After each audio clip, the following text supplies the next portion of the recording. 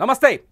ధర్మస్థలలో దారుణ హత్యకు గురైన డాక్టర్ అనన్య భట్ ఏమైంది? ఆమె శవం ఎక్కడికి వెళ్ళింది? 2003లో ధర్మస్థలకు తన స్నేహితులతో వచ్చిన డాక్టర్ అనన్య ఇప్పటివరకు ఆచూకీ తెలియలేదు. డాక్టర్ అనన్యకు సంబంధించిన ఎటువంటి ఫోటోలు బయటకు రాలేదు. డాక్టర్ అనన్య కుటుంబ సభ్యుల వివరాల్లోకి వెళ్తే సుజాత భట్ తప్ప మరెవరూ కనిపించలేదు. మరి డాక్టర్ అనన్య నిజంగా ధర్మస్థలలో 2003లో అదృశ్యమయ్యిందా? చాలా పెద్ద ప్రశ్న. ఈ ప్రశ్న ప్రపంచవ్యాప్తంగా ఉన్న ప్రతి మీడియా, ధర్మస్థలకి, అట్లాగే కర్ణాటక ప్రభుత్వానికి, అలాగే ధర్మస్థల శవాలను వెతుకుతున్న సిట్కి, ప్రపంచవ్యాప్తంగా ఉన్న మీడియా ఈ ప్రశ్న వేసింది. కానీ మీడియా ఇక్కడ ఒక విషయాన్ని మర్చిపోయింది. అసలు ఎవరు అనన్య భట్? 2003లో MBBS చదువుతూ ధర్మస్థలకు వచ్చిన అనన్య భట్ ఫోటోలు ఒక్కటి కూడా ఎందుకు బయటకు రాలేదు? 20 ఏళ్లుగా కూతురు కోసం పోరాటం చేస్తున్న అనన్య భట్ తల్లి సుజాత భట్ ఒక్కసారి కూడా మీడియా ముందుకి తన కూతురు ఫోటోని ఎందుకు చూపించలేదు? కన్నీళ్లు పెట్టుకుంటున్న సుజాత భట్ వీడియోలే కనిపించాయి. మీడియా ముందు నడుచుకుంటూ వస్తున్న సుజాత భట్ వీడియోలే కనిపించాయి. మీడియాతో మాట్లాడుతున్న సుజాత భట్ వీడియోలు మాత్రమే కనిపించాయి. తన కూతురు తప్పిపోయిందని చెబుతున్న తన కూతురు అనన్య భట్, డాక్టర్ అనన్య భట్ ఫోటో ఎందుకు కనిపించలేదు? ఈ ప్రశ్నకే ఇప్పుడు సమాధానం వెతుక్కుంటూ వెళ్ళిన కొన్ని మీడియా ఛానళ్ళకి, సమాధానం వెతుక్కుంటూ వెళ్ళిన సిట్ అధికారులకి, సమాధానం వెతుక్కుంటూ వెళ్ళిన పోలీసులకి భయంకరమైన నిజాలు తెలిసాయి. కర్ణాటక పోలీసులకు దొరికిన ఈ నిజాలని ఒక్కసారి మీ ముందుకు తీసుకొచ్చే ప్రయత్నం నేను చేస్తున్నాను. ఆ నిజాలను వింటే మీరు అనుకుంటారు, సినిమాల్లో కూడా ఇటువంటి కథ ఉంటుందా? ఆ నిజాలను వింటే రాజమౌళి లాంటి దర్శక దిగ్గజుడు కూడా ఇటువంటి కథను ఊహిస్తాడా అనిపిస్తుంది. ఆ నిజాలను వింటే మన తెలుగులో అద్భుతమైన సినిమాలు తీసే పూరి జగన్నాథ్, ఆఖరికి రామ్ గోపాల్ వర్మ లాంటి డైరెక్టర్లు కూడా ఇటువంటి కథల్ని అల్లగలరా అనిపిస్తుంది. ఆ నిజమేంటి అంటే అసలు డాక్టర్ అనన్య భట్ అనే ఆవిడే లేదు. డాక్టర్ అనన్య భట్ అనే క్యారెక్టరే లేదు. డాక్టర్ అనన్య భట్ 2003లో ధర్మస్థలకు వెళ్ళి అదృశ్యమైందన్న కథ ఉత్తి కల్పితం. పచ్చి కల్పితం అని బయటపడింది. ఎలా? ఒక్కసారి ఆ కథ లోపలికి వెళ్తే, ఎలా బయటపడిందని వెళ్తే, ఒక్కసారి ఆ కథ లోపలికి వెళ్ళే ముందు ఈ డాక్టర్ అనన్య భట్ తల్లినని చెప్పుకుంటున్న ఈ సుజాత భట్, అనన్య భట్ కేసులో చేసిన ఆరోపణలు, చేసిన రాద్ధాంతాన్ని ఒక్కసారి గుర్తు చేసుకుందాం. సుజాత భట్, ఇప్పటికి మనకు తెలిసిన సుజాత భట్, నేను ఈ కథలోకి వెళ్ళే ముందు మనకు తెలిసిన సుజాత భట్, 2003లో సుజాత భట్ ఆమె కోల్కతాలో సిబిఐ ఆఫీసులో స్టెనోగ్రాఫర్గా పనిచేస్తుంది. స్టెనోగ్రాఫర్గా పనిచేస్తున్న సుజాత భట్ కూతురు అనన్య భట్ 2003లో ధర్మస్థలలో ఉన్న ఏదైతే మంజునాథ స్వామి క్షేత్రాన్ని దర్శించడానికి వచ్చింది. 2003లో వచ్చిన తన కూతురు, స్నేహితురాళ్లతో కలిసి వచ్చిన తన కూతురు ఇంతవరకు కనిపించలేదు. అక్కడ అదృశ్యమైంది. ఆ కూతురు కనిపించలేదు. కూతురును వెతుక్కుంటూ వచ్చిన సుజాత భట్ ధర్మస్థల పోలీసులకి, అప్పుడు బెల్తంగడి పోలీసులు ఉండేది, ధర్మస్థలలో పోలీస్ స్టేషన్ లేదు, కేవలం అవుట్ పోస్ట్ మాత్రమే ఉండేది. బెల్తంగడి పోలీసుల దగ్గరికి వెళ్ళి ఆమె ఫిర్యాదు చేసింది. పోలీసులు పట్టించుకోకుండా తరిమేశారు స్టేషన్ నుంచి. ఆమె సుజాత భట్ మాటల ప్రకారం. ఆ తర్వాత ఎవరైతే ధర్మస్థల ఆస్థానాధీశులున్నారో, ఎవరైతే ధర్మస్థలలో ఉన్న హెగ్డే ఫ్యామిలీ ఉందో, ధర్మస్థలాన్ని పాలిస్తున్న ఆ ఫ్యామిలీ మెంబర్స్ దగ్గరికి వెళ్ళింది. ఆ ఫ్యామిలీ మెంబర్స్ ఈమెని చితక బాది చావగొట్టి స్పృహ కోల్పోయిన తర్వాత ఆమెను ఒక కారులో కిడ్నాప్ చేసి ముందు మంగళూరుకి, ఆ తర్వాత బెంగళూరుకి తీసుకొచ్చి ఒక ఆసుపత్రిలో పడేశారు. 3 నెలల పాటు కోమాలో ఉన్న అనన్య భట్ ఆ తర్వాత తేరుకొని చూస్తే ఆమె బెంగళూరులోనే ఉన్నట్టుగా తేలింది. ఆమె ఒక ఆసుపత్రిలో చికిత్స పొందుతూ నేను కోమా నుంచి కోలుకున్నానని చెప్పింది. ఆసుపత్రి బిల్లు కూడా ఎవరైతే హెగ్డే ఫ్యామిలీ ఉందో, వీరేంద్ర హెగ్డే ఫ్యామిలీ, ధర్మస్థల ఆస్థాన పరిపాలకులు వాళ్ళే కట్టారని చెప్పింది. ఆ తర్వాత 2004లో తను మళ్ళీ కోల్కతాకు వెళ్ళి అక్కడ వాలంటరీ రిటైర్మెంట్ తీసుకొని సిబిఐ స్టెనోగ్రాఫర్గా తిరిగి బెంగళూరుకు వచ్చాను, బెంగళూరులో నివాసం ఉంటూ తన జీవితం మొత్తాన్ని తన కూతురిని వెతకడం కోసమే కేటాయించాను. విచిత్రమైన ప్రశ్నలు ఏంటంటే ఇందులో అనన్య భట్ ఫోటో ఇంతవరకు ఈ సుజాత భట్ చూపించలేదు. అనన్య భట్ ఎట్లుంటుందో కూడా ఎవరికి తెలియదు, ఆమె ఫోటో కాపీ కూడా చూపించలేదు. రెండో పాయింట్ ఏంటంటే అనన్య భట్ ఏ స్నేహితులతో ఆమె ధర్మస్థలకు వచ్చింది, ఏ మెడికల్ కాలేజీలో ఆమె అనన్య భట్ చనిపోయినప్పుడు ఫస్ట్ ఇయర్ ఎంబీబీఎస్ అవుతుంది నా కూతురు అని చెప్పింది. ఏ మెడికల్ కాలేజీలో చదివింది, ఏ మెడికల్ కాలేజీలో చదివేది, ఆన్సర్ లేదు. స్నేహితులు ఎవరో, ఆన్సర్ లేదు. ఆమె ఫోటో ఎక్కడ, ఆన్సర్ లేదు. పోనీ ఈమె ఫిర్యాదు చేసింది ఆ బెల్తంగడిలో, పోనీ 2003లో నిజంగానే ఈమె బెల్తంగడికి వెళ్ళి ఫిర్యాదు చేసిందా అని ఎంక్వైరీ చేస్తే అసలు పోలీసులకు కంప్లైంటే ఇవ్వలేదు. ఈమె పోలీసులకు కంప్లైంటే ఇవ్వలేదు. ఒక దశలో ఇచ్చేందుకు ప్రయత్నించినా అసలు ఆ కంప్లైంట్ నిజమా అబద్ధమా అనేది కూడా తేలలేదు. లైట్ తీసుకున్నారు పోలీసులకు ఫిర్యాదే చేయలేదు ఒక లెక్క ప్రకారం. సో సిట్ ఎప్పుడైతే వచ్చిందో, ఎవరైతే ఒక అనామక వ్యక్తి భీమన్న నేను 100కు పైగా శవాలని ధర్మస్థలలో పాతిపెట్టానని చెప్పాడో, ఎప్పుడైతే సిట్ వచ్చి విచారణ మొదలుపెట్టిందో మళ్ళీ తెరపైకి వచ్చింది సుజాత భట్. సుజాత భట్ బ్యాక్గ్రౌండ్ మొత్తం చెప్తాను, ఈ కథలో చెప్పే ముందు జరిగింది చెప్తున్నాను. మళ్ళీ తెరపైకి వచ్చిన Sujatha Bhat international media, BBC, Al Jazeera, ఇటు సిఎన్ఎన్ లాంటి మీడియా సంస్థల్ని వెతుక్కుంది. ఆ మీడియా సంస్థలకి రెగ్యులర్గా కనిపించి తన ఇంటర్వ్యూలు ఇచ్చింది. అంతేకాదు మంజునాథ అనే ఒక లాయర్ని పెట్టుకుంది. ఆ లాయర్ కూడా సిట్ విచారణని ప్రతిరోజు ఫాలో చేసేవాడు. ఎక్కడ 6వ స్పాట్లో కొన్ని ఎముకలు, డెడ్ బాడీ ఎముకలు దొరికాయని, పుర్రెలు దొరికాయని తెలియడంతో పరిగెత్తుకుంటూ వచ్చింది సుజాత భట్. 6వ స్పాట్లో దొరికిన ఎముకలని తన కూతురు అనన్య భట్ డిఎన్ఏ లేదు కాబట్టి తన డిఎన్ఏతో సరిపోల్చి చూడాలని చెప్పింది. కానీ ఆ లాయర్ సిట్కి ఒక ఫిర్యాదు కూడా ఇచ్చాడు. అనన్య భట్ తరఫున ఎవరైతే సుజాత భట్ నియమించుకున్న లాయర్ ఉన్నారో మంజునాథ్. ఆ తర్వాత మళ్ళీ బాహుబలి కొండ మీద డెడ్ బాడీ దొరికినప్పుడు సేమ్ సిచ్యువేషన్. ఇదంతా జరుగుతున్నప్పుడు మొత్తం ప్రపంచమంతా ఆందోళన వ్యక్తం చేసింది. అరే, ఒక యువ డాక్టర్ని హత్య చేస్తే పట్టించుకోలేదా? నిజంగా ధర్మస్థలలో శవాలు నిజమేనా? నిజంగా ధర్మస్థలలో మహిళల్ని మానభంగం చేసి దారుణంగా చంపి ఎక్కడ పడితే అక్కడ మట్టిలో పూడ్చిపెట్టారా? ఇటువంటి సందేహాలకి ఊహించని విధంగా ఊతమిచ్చింది సుజాత భట్ చేసిన ఆరోపణలు. కొన్ని మీడియా సంస్థలు సుజాత భట్ కన్నీటి కథని కూడా ప్రసారం చేశాయి. కానీ అసలు విషయాన్ని వదిలిపెట్టాయి.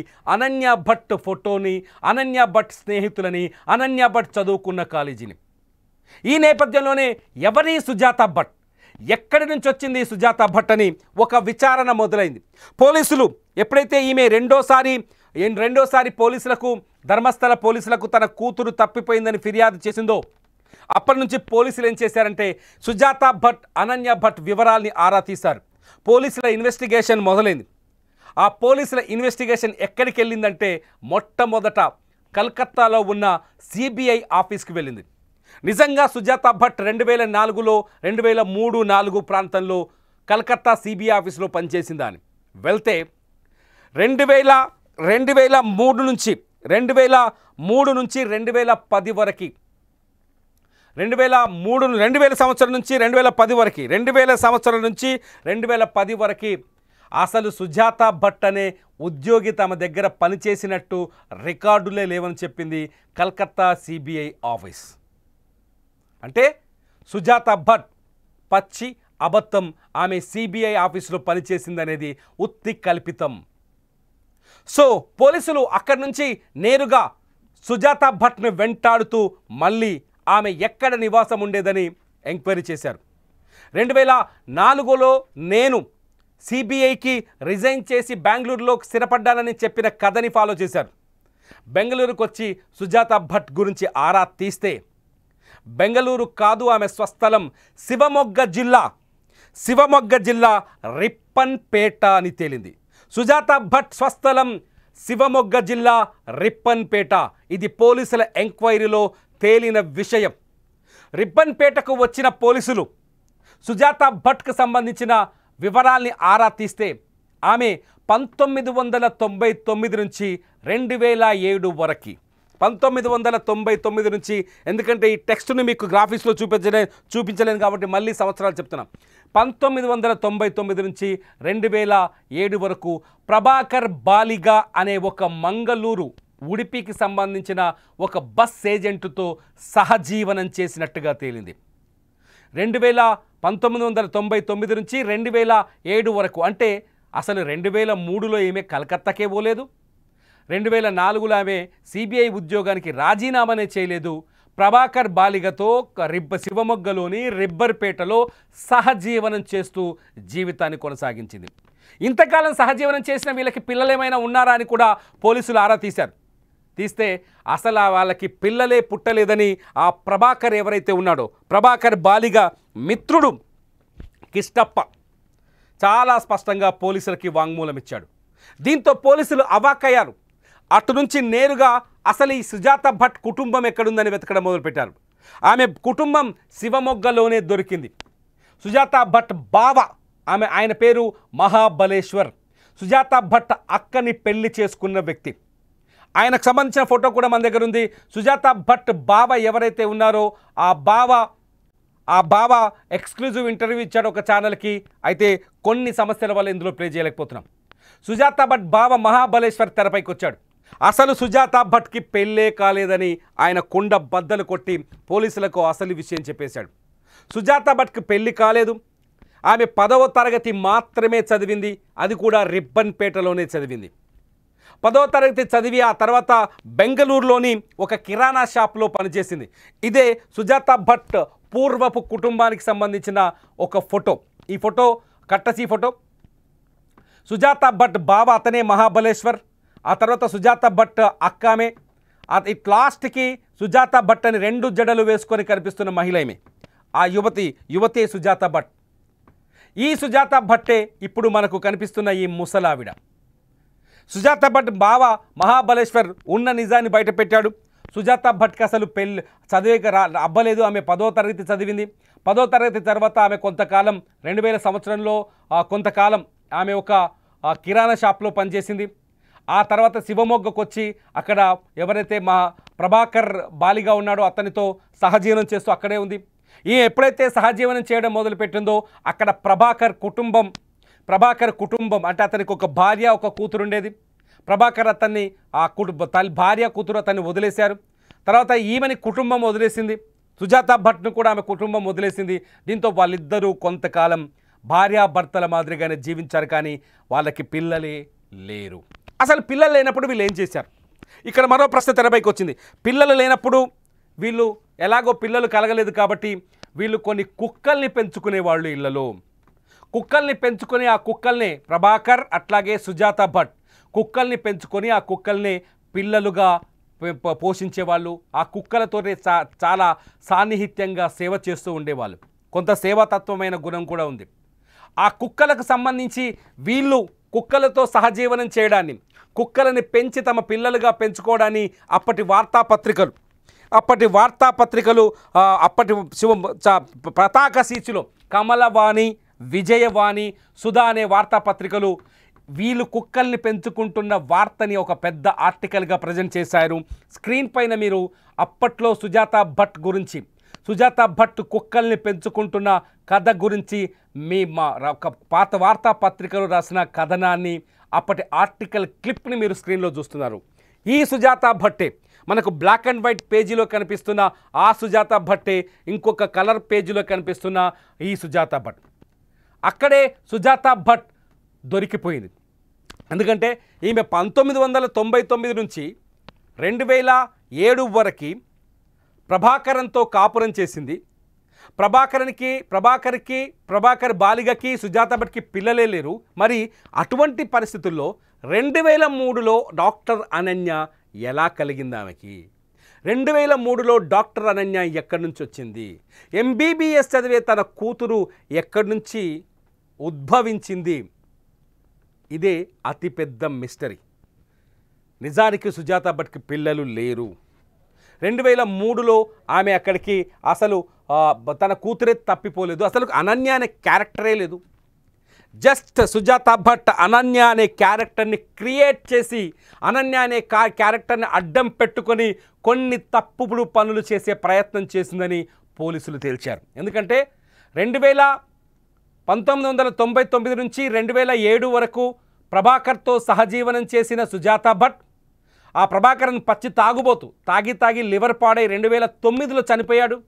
ఎప్పుడైతే ప్రభాకర్ చనిపోవడానికి సిద్ధమయ్యాడో, అతని చావుకు దగ్గరయ్యాడో, అప్పుడే సుజాత భట్ ప్రభాకర్ బాలిగని వదిలేసి మళ్ళీ బెంగళూరులో తనకు ఉద్యోగం వచ్చిందని బెంగళూరుకు షిఫ్ట్ అయింది ఈ సుజాత భట్.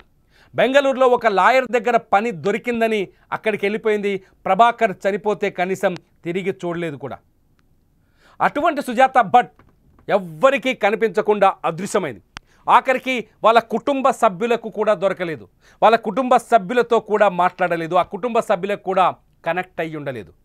అటువంటి సుజాత భట్ ఊహించని విధంగా, ఎవ్వరూ అంచనా వేయని విధంగా, ఎవరైతే ఒక అనామక వ్యక్తి ధర్మస్థలలో 100కు పైగా శవాలని పాతిపెట్టాను, అన్ని మహిళల శవాలే, వాళ్ళని మానభంగం చేసి అత్యంత దారుణంగా హత్య చేశారని స్టేట్మెంట్ ఇచ్చి పోలీసులకి షాక్ ఇచ్చాడు, ప్రభుత్వానికి షాక్ ఇచ్చాడు. షాక్ ఇచ్చిన తర్వాత పోలీసులు, ప్రభుత్వం ఈ కేసుని విచారణ చేపట్టడం, సిట్ ఏర్పాటు చేయడం, ఇదంతా జరిగిందో అప్పుడు మళ్ళీ తెరపైకి వచ్చింది అనన్య భట్ కేసు.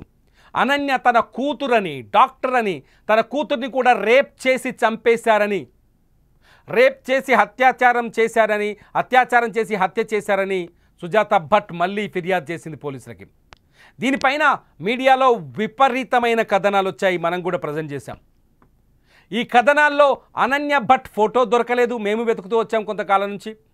అనన్య భట్కి సంబంధించిన ఒక ఫోటో వేస్తే కొందరు వ్యక్తులు ఫోన్ చేసి అది అనన్య భట్ ఫోటో కాదు, మా వ్యక్తిగతమైన ఫోటో అని క్లారిటీ ఇవ్వడంతో ఆ ఫోటోను తొలగించడం జరిగింది. సో సుజాత భట్ కూతురికి సంబంధించిన ఎటువంటి ఆనవాళ్లే దొరకలేదు. సుజాత భట్ మాటలు, సుజాత భట్ నాటకం, సుజాత భట్ చెప్పే కథలు తప్ప అనన్య భట్కి సంబంధించి ఎటువంటి ఆధారం లేదు. ఒక ధర్మస్థలలో ఎవరైతే హత్యకు గురయ్యారో అందులో సుజాత భట్ ఉందని ఈమె చెప్తూ వస్తుంది. నిజానికి ధర్మస్థలలో sensational murder and rape and murder case ఒకటి సౌజన్య మర్డర్ కేసు. 2012 అక్టోబర్ 9వ తేదీన అత్యంత దారుణమైన స్థితిలో చనిపోయిన సౌజన్య కేసు తప్ప ఇంకొక సెన్సేషనే లేదు. ఈ సుజాత భట్, ఈ అనన్య భట్ ఉత్తి కల్పితం. సుజాత భట్ తనకు తను రాసుకున్న ఒక కథ ఇది. సుజాత భట్ తనకు తను క్రియేట్ చేసిన, అనన్య భట్ అనే టైటిల్తో క్రియేట్ చేసిన ఒక కల్పితమైన కథ. ఈ కల్పితమైన కథ ఆధారంగా మొత్తం సిట్ ఇన్వెస్టిగేషన్ని డైవర్ట్ చేసే ప్రయత్నం చేసింది ఈ సుజాత భట్. నిజంగా ఈమె మాటలు నమ్మి సిట్ ఈమె చెప్పిందల్లా చేస్తే ఇన్వెస్టిగేషన్ అంతా రాంగ్ రూట్ వెళ్ళే అవకాశం ఉంది. ఇప్పటికే ధర్మస్థలలో ఎవరైతే ఆ భీమన్న ఉన్నాడో, ప్రత్యక్ష సాక్షిని చెప్తున్న భీమన్న, అతను చెప్పిన మాటలని పచ్చి అబద్ధాలని రుజువవుతూ వస్తున్నాయి. ఇప్పటికి 16 చోట్ల తవ్వకాలు జరిగితే ఎక్కడా సరైన ఆధారాలు దొరకలేదు. నేను పాతిపెట్టానన్న శవాల్ని, ఆ శవాలకు సంబంధించిన అస్థి పంజరాల్ని ఎక్కడా చూపించలేకపోయాడు ఈ భీమన్న. కోర్టుకి ఒక నల్లటి బ్యాగులో ఒక మహిళకు సంబంధించిన ఎముకలని బ్యాగులో తీసుకొచ్చి కోర్టులో సబ్మిట్ చేసిన భీమన్న ధర్మస్థలకు తీసుకెళ్లిన తర్వాత ఇంతవరకు ఒక్క చోట కూడా ఒక్క శవాన్ని కూడా చూపించలేకపోయాడు. అదే అతను చెప్పిందే పచ్చి కల్పిత కథ అని అందరూ నమ్ముతున్న తరుణంలో సుజాత భట్ కథ వెలుగులోకి రావడంతో ఒక్కసారిగా ధర్మస్థల ప్రజలకి మైండ్ బ్లోయింగ్ అయింది. సుజాత భట్ చాలా స్పష్టంగా మొదటి నుంచి చెప్తూ వస్తున్నారు, తనపైన వీరేంద్ర హెగ్డే, అతని తమ్ముళ్ళు, అతని కుటుంబం దాడి చేసిందని, అతని మనుషులు వచ్చి తనపై దాడి చేశారని. అసలు సుజాత భట్కి అనన్య భట్టే లేనప్పుడు దాడి ఎందుకు చేస్తారు? పోలీసులు పట్టించుకోలేదని, పోలీసులు వెతికితేనే కదా సుజాత భట్ అసలు కథ వెలుగులోకి వచ్చింది. సుజాత భట్కి సంబంధించిన శివమొగ్గలోని రిప్పన్పేటకు వెళితే ఈమె కథల్ని ఆ ఊరు జనం కథలుగా చెప్తున్నారు. ఈమెకు చాలా పెద్ద హిస్టరీ ఉందని చెప్తున్నారు. ఈమె చెప్పే ప్రతి మాట అబద్ధమని, అక్కడ ఎవరైతే ప్రభాకర్ బాలిగా ఉన్నాడో అతనితో కలిసి జీవించడాన్ని, ఆమె కుక్కల్ని పెంచడాన్ని, ఆ కుక్కల గురించి పెంపకం గురించి మీడియాలో వార్తలు రావాలని పబ్లిసిటీ కోరుకోవడాన్ని, ఆ తర్వాత ప్రభాకర్తో ఆరోగ్యం చెడిపోయిన తర్వాత అతన్ని వదిలేసి బెంగళూరుకు వెళ్ళిపోవడాన్ని, ప్రభాకర్ బాలిక ఫ్రెండ్స్తో పాటు అనన్య భట్ కుటుంబ సభ్యులు కూడా ఇవే విషయాలు చెప్పారు. దీంతో ఒక్కసారిగా అవాకైపోయింది మొత్తం కర్ణాటక. సుజాత భట్ కథ అతిపెద్ద కథ అని, అతిపెద్ద హత్య కేసని, సుజాత భట్ కూతురిని అన్యాయంగా చంపారని ఏ మీడియా అయితే కథనాలు రాసిందో ఆ మీడియా ఇవాళ అవాకైపోయింది. సుజాత భట్ క్రియేట్ చేసింది కేవలం ఒక కల్పిత కథ. సుజాత భట్ క్రియేట్ చేసింది డాక్టర్ అనన్య పేరుతో క్రియేట్ చేసింది ఒక ఉత్తి డైవర్షన్ గేమ్.